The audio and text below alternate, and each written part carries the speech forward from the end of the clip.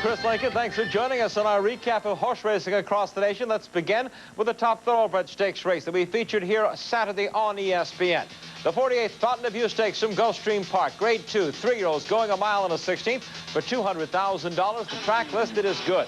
Here is the field now. Scratch Prairie, Go for Gin at 8-5 with a 4-race win streak coming in. Warm Wayne, part of the entry of Due Process Stable, led by DeHare, the juvenile champion, 2-1. Ride the Rails at 9-1. Halo's Image, a big price at 26. Holy Bull, undefeated, the race favorite, 6-5 with Mike Smith, is the 5, Scratch You and I. Now for the call of the Fountain of Youth, here's Dave Johnson. And they're off.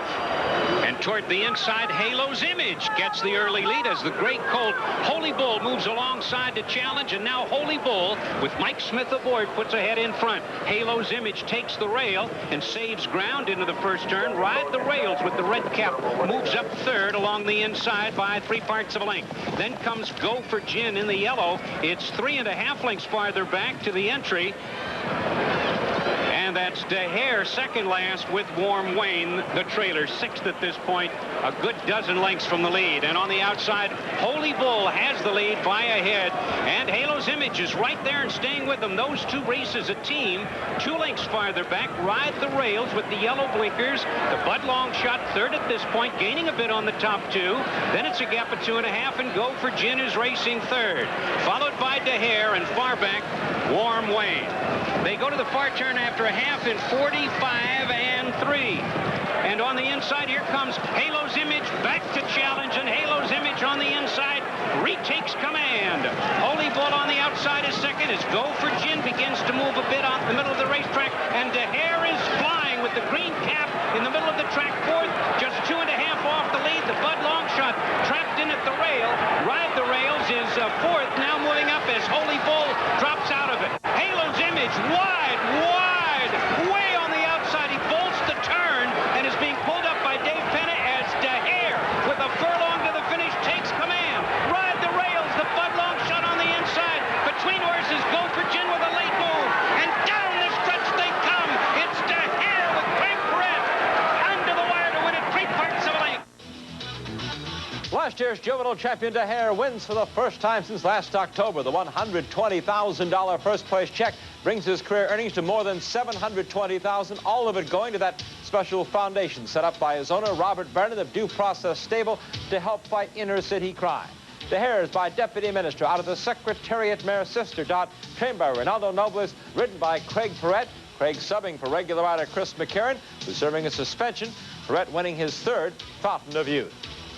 Well, Sunday at Gulfstream, another 3-year-old turned some heads as Scott Saban's Patton, trained by Sonny Hine, rolled to an 8.5 length win in an allowance race. He ran the 1 mile and a 16th in a 1 1/5 second faster than DeHare. Patton is by Lord at War. He's headed for the Florida Derby. Well, now let's see what impact this weekend's results had on the Caesars future book odds for the Kentucky Derby. DeHare makes the big jump back to 3-1 co-favorite role with West Coast star Brocco. Go for Gin, who ran a strong second to DeHare in the Fountain of Youth, is now 7-2. And Patton with that allowance win improving to 10-1 odds. The Daily Racing Form Racehorse Digest is brought to you by America's Turf Authority, the Daily Racing Form, by the Illinois Department of Agriculture, promoting Illinois-bred horses year-round, by Gainsborough Farm, and by the United States Trotting Association, leading the way in harness racing.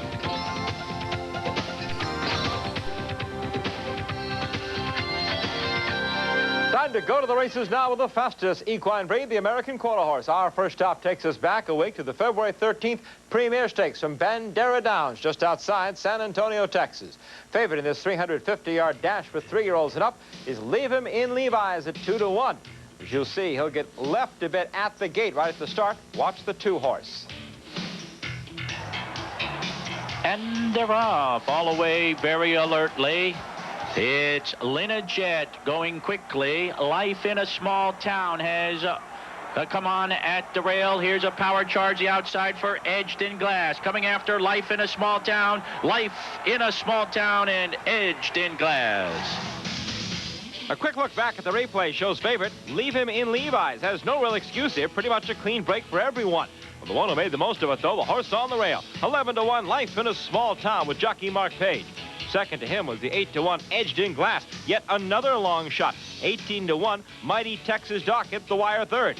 As you'd expect, those combinations yielded some pretty hefty payoffs. The $2 exacta worth more than $1,600. The $2 trifecta delivering more than $6,400. Life in a Small Town is by Carnahan's Magic out of Go Rocket Chick. Is trained by his owner and breeder, Paul Garza. Well, the New Orleans Fairgrounds celebrated the last 2 days of Mardi Gras appropriately enough with trials for both the Mardi Gras Quarter Horse Futurity and the Mardi Gras Quarter Horse Derby. Only 2 trial races for the Derby, one on Monday, one on Tuesday. Monday's winner would be the favorite on the rail here, Hemp's Dinero. Here's the call. They're off. Between horses, Mean Jitterbug down on the inside together with Adios and Hemp's Dinero. Up on the outside, Wild Weasel and Raising Money. Down on the inside is together with Adios and Hemp's Dinero coming on. Mean Jitterbug in third as they come into the 16th pole. As Hemp's Dinero together with Adios on the inside. It's Hemp's Dinero in front. A rough start for the field here. Take a look on the rail. There's our favorite, Hemp's Dinero. Ooh, a little bounce right there. Gets himself straightened out, though, and goes down to win last Monday's Mardi Gras Derby trial in 2089. Hemp's Dinero, who was ridden here by Charles McMahon, is by Hep Myers out of the Easy Jet mare, Easy Lily.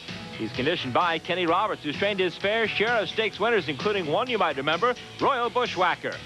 Well, the favorite in Tuesday's Derby trial, also a son of Hemp Myers, number 4, Horse Players Hemp. He left the gate at 3-5.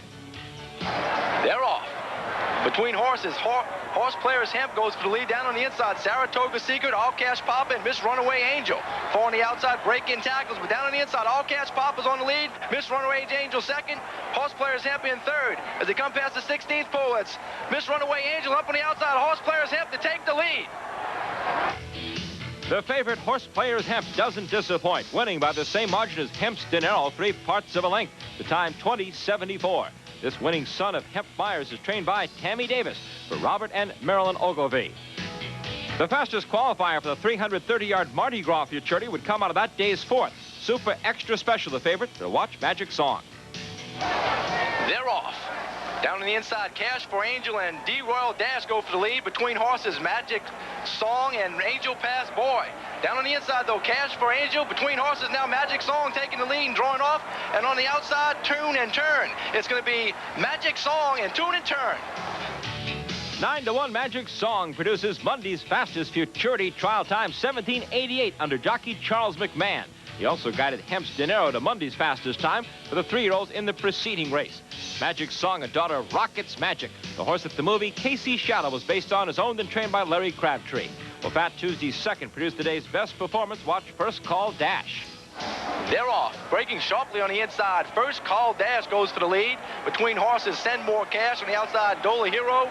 And on the far outside, Mardi Gras Tom. But it's First Call Dash opening up a 3-length lead, followed by Send More Cash and Dola Hero. But at the wire, it's First Call Dash in front. No problem here for First Call Dash, who cruises home to win by a length and a half, and the time is 17:44 under. Yes, that's right, Charles McMahon. He probably should have been the Fairgrounds candidate for King of the Mardi Gras, based on his performance in these trials. Now, for information on photo horse racing in your area, call 1-800-414-RIDE. Welcome back on the Racehorse Digest, and back to the Thoroughbreds now. Let's head out west for the rest of the stakes events that made up the President's Day weekend. Sunday at Santa Anita, 8 3-year-old fillies lined up in the weekend's only Grade 1 event, the 12th running of the $150,000 added Las Virgenes Stakes. Odds on here at 4-5. The daughter of Seattle Slew, trained by Gary Jones, Lakeway, currently 3rd under Kent DeSormo. They have a quarter of a mile to go, and Princess Meter on. Lakeway kicking on with it now. Musical Girl can find no more. Fancy and Fabulous coming on 3rd. They run for home, and Lakeway is let loose, and she bounds on for home. Princess Meter on can't go with her. Diane's Halo running a good one with a late run in the center, and Fancy and Fabulous in the red, but Lakeway is well clear. And here is one smart daughter of Seattle Slew. Her name is Lakeway, and she's going on to a great win in the Las Virgenes. Lakeway makes her stakes debut a record one as she covered the mile in 1:35 flat. It bettered Lifelight's 1991 stakes mark by 3/5 of a second. The daughter of Seattle Sioux out of the Aladar mare Millionaire. The dam is a full sister, by the way, to Saratoga 6. Look at this filly. Lakeway now a perfect 3 for 3 for trainer Gary Jones. Saturday's stake at Santa Anita was the El Conejo handicap. And that was a race that, well, was eventful to say the least. Santa Anita would not release the video of this race, but let's give you kind of a capsule of what happened here as Gundagia won the stake. But the story really was as they turned for home. It was Prince Wild breaking down as they entered the stretch. And tumbling over Prince Wild then was Arrowtown with his rider Lafitte Pincaid Jr. Arrowtown broke his neck, had to be put down on the racetrack. Meanwhile, the Hall of Fame rider Lafitte Pincaid Jr. suffered a concussion. Was treated, released from the hospital. Lafitte is expected to be back riding on Thursday. Well, let's pick up the stake race itself now because it ended up with a pretty good ending. As you see, Gundagia coming down the stretch here. This is the bright side of it. 17-1 long shot. Gundagia covering the 5.5 furlongs in 1:02, and that is a new record there. Gundagia, son of old Bob Bowers. You might remember him, the sire of the great John Henry, the sport's second all-time leading money earner. Gundagia trained by Bobby Baffert and ridden by Eddie Delahousse. Well, let's get back to racing now as we head to Maryland's Laurel Race Course for a 7-furlong sprint, the $200,000 Barbara Fritchie. It's fillies and mares 3 and up on the lead, Mixed Appeal. And it's Mixed Appeal showing the way outside. Known as Nancy is second. Inside is Tenacious Tiffany racing in third. Then back to Winka in fourth. And Damon on the far outside is Too Much Work to Do. It's Mixed Appeal. Mixed Appeal trying for a wire-to-wire score. Known as Nancy is second. And Winka grabs third at this point. Yards to go. Mixed Appeal's tiring, but she's got it. Mixed Appeal, 2.5 clear at the wire. It was a parade of long shots in the Barbara Fritchie in Maryland, led by Mixed Appeal at 12-1, followed by 50-1, known as Nancy. Then 15-1, Winka was third. Mixed Appeal is trained by Dean Gaudette. The Florida-bred mare is owned by Israel Cohen. It's time now for our Breeders' Cup Horse of the Week. A Breeders' Cup nominated horse that won a recent special or premium stakes race in the program. On the lead in the Grade 3 San Vicente Breeders' Cup from Santa Anita is Flying J. Bryan. The 3-year-old colt is the son of Damascus out of the Dewan mare Coast Express, bred in Kentucky by Builders Mart Inc., owned by Joseph Fenley and trained by Doug Peterson. He makes it 2 straight wins in '94, winning here under jockey Corey Black 122-1 for the 7-furlong Breeders' Cup Premium Stakes event. Flying J. Bryan got a first-place check of $60,700, including $13,750, because he is nominated to the Breeders' Cup program. And let's take a look now at the upcoming Breeders' Cup stake race. It's a premium stake, the Lafayette Breeders' Cup. Every month, the National Panel of Turf Riders selects the Thoroughbred Owners and Breeders Association's Owner of the Month in thoroughbred racing. For January, it's Jim Taffel. Gainsborough Farms sponsors this profile on our Owner of the Month. Here's David Bruner. In the beginning, you might have, for the lack of a better term, labeled Jim Taffel a reluctant owner. In fact, this former publisher was dragged into the sport by his late friend Leslie Welsh, a man who sold the mare Royal Honoree for a one-time record $3.8 million. He did everything imaginable to get me in the thoroughbred business. But I had my heels kind of dug in deep, figuring that Damon Runyon said all horse players die broke. So anyway, he finally persisted and got me into a syndicate. Although that first purchase didn't do so well at the track, Taffel became hooked and continued investing in syndicates, mostly ones put together by Dogwood Stables' Cott Campbell. But by 1985, he was ready to go out on his own. Since then, Taffel has owned or been in partnership with 12 different stakes winners, including his all-time favorite, Coolawin, a mare who won over $661,000 for her owner.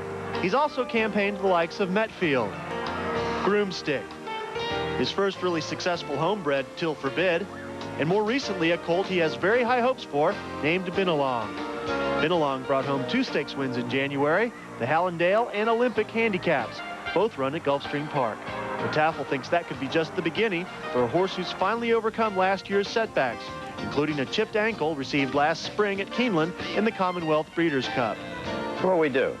And we think he's one of the best milers or sprinters in racing today. And he's been kind of a hard luck horse, and that he had some injuries that we weren't aware of, and he was training very well. And he won the Gulfstream Sprint Championship here a year ago, then went to Keeneland, and almost beat Aladid. In that race, he chipped an ankle, and of course, Benelong was out for the whole summer. So maybe our problems are behind us, and we can go on and let this horse be as good as we think he is. With a number of advisors ranging from talented bloodstock agents to Kentucky Derby winning trainer Carl Nafsker, it's no wonder that James Taffels had tremendous success. But make no mistake about it, this talented team answers to a demanding owner. He wants to know what is happening so he can make a decision that is warrant to stay with a horse or sell a horse. He doesn't want to hear fantasies and stories. He wants truth. And you can say he's a demanding owner, but only because he's geared in on the truth and heavy investment. And he looks at it like we do. Horses are a good investment. They will pay, but they've got to be managed to pay. I love to win. I love to win. I love to compete. You know, that's what life's all about. I mean, life's kind of a horse race. You're out there to do your best, and I like people that try and do their best, and I love horses that try and do their best. So am I demanding? Yeah, I'm demanding. But you know, I try to be patient, but I love to compete and love to win. So from reluctant beginnings, Jim Taffel has become an intense player in the thoroughbred game, investing heavily in well-bred horses to ensure that he has the best chance of winning. Although this businessman is extremely goal-oriented, even he couldn't have imagined 12 years ago his complete and total commitment to racing. Never. I'm going down for the third time. So it's the most exciting sport in the world. And I think one of the things interesting about this sport is anybody of modest means can own a racehorse, as contrasted with a football team or a baseball team or a hockey team or most other professional sports. And so it has a certain attraction, I think, for people that like to compete. And if you can't afford to go out and buy a professional football team or hockey team or basketball team, you can afford to buy a racehorse, and you can have a lot of fun. Jim Taffel, the Thoroughbred Owner of the Month. For more information on how you can become a Thoroughbred owner, contact the Thoroughbred Owners and Breeders Association, Lexington, Kentucky. On the Racehorse Digest, time to recap the top races from this past week at the harness tracks, as we join Dave Johnson. The Meadowlands closed out 3 of its popular winter series last week. The Comforter Final was held Tuesday night, and the Trendsetter Final went off Wednesday evening. But we'll start with Sunday afternoon's $68,000 Sumac Lad Series Final for older trotters. The even money favorite was Furman, who set the stakes record of 155-2, winning this race 2 years ago. But trainer-driver David Wade has S.J.'s Photo in high gear. Oh, and they're on their way home. Furman digging in front by a head. Right there is High Noon Star. And looking to gobble them all up. S.J.'s Photo now has found room and is full of trot and has blown this thing wide open. S.J.'s Photo lowers the stakes record and picks up his first win of the season in 6 starts for the 3 Continents stable. Named so because the owners live in the United States, Europe, and Africa. A field of 10 3- and 4-year-old fillies and mares went to the post in the Comforter Series Final. Now, the 4-5 favorite, despite starting from the far outside post 10, was the unbeaten Playboy Bunny. But it was the 4-1 second choice, Very Rare, from Bill Robinson's stable, who ran away from the field and beat Hugh Hefner's favorite filly by over 6 lengths. And what a super start it's been this year for Ontario's Nancy and Douglas Langs. They own the late-developing 4-year-old pacer Arrive at 5, harness racing's top money earner this season. And here they have another late bloomer in the 4-year-old mare Very Rare. The Trendsetter Series started out with 135 entrants in January. And after 3 preliminary legs, the top 10 money earners advanced to the final. The 4-year-old gelding Best Effort romped to 3 straight wins as the odds-on favorite. And he was the even money choice in the final. But he could not catch the 3-year-old colt, Ambivalent. Ambivalent was sent off as the 4th choice in the wagering at 12-1, but he raced like a favorite with driver Ron Waples holding off best effort by 3/4 of a length in a lifetime best of 154 3/5. Woodbine hosted the 2nd leg of the Toronto Pacing Series on Friday night. In the 1st division, Bilateral held off the 4-5 favorite Silver Almahurst by a length in 154 3/5. Owned by Ontario's Bob Grand, it was the 5-year-old's 2nd win of the season in 7 starts. The 2nd division matched up the 2 winners from the opening leg, Tough Hombre and General Ring, both from the Bill Robinson stable. Tough Hombre went wire to wire the 1st week, and he did so again here. Beating Road Machine by a length, General Ring finished 3rd. The final preliminary leg of the Aquarius Series was held Saturday night at the Meadowlands. And with under orders a late scratch, the Bill Robinson stable sent out only 4 starters this week, with the unbeaten Arrive at 5 heading the 3-10 entry. 3/16 to go, and they're on their way home. Arrive at 5. Sprints off now by 2. Gallant Man still second up on the outside. A lot of stole. The inside, it's Native Born, but in deep stretch. Arrive at 5. Another trip to the winner's circle. Unlike the 2nd leg, when there was a minus pool of nearly $75,000, there was no show wagering offered. Arrive at 5 is now 8 for 8 on the season.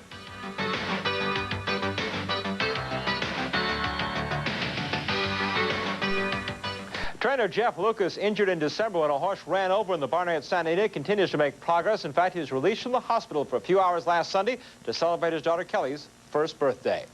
Well, let's tell you about our time next week on the Racehorse Digest. Earlier than usual, we'll see you at 4 o'clock Eastern here on Monday for the Racehorse Digest. Until then, good luck at the races, and so long, everyone. We'll see you next week on the Racehorse Digest. The Daily Racing Form Racehorse Digest has been brought to you by America's Turf Authority, the Daily Racing Form. By the American Quarter Horse Association, serving the American quarter horse racing industry and America's horse. And by the Breeders' Cup, racing's $10 million championship. Ground transportation provided by Thrifty Car Rental. For reservations at over 850 locations worldwide, call Thrifty at 1-800-4CARS. The Daily Racing Form Racehorse Digest is produced by ESPN in association with Winner Communications.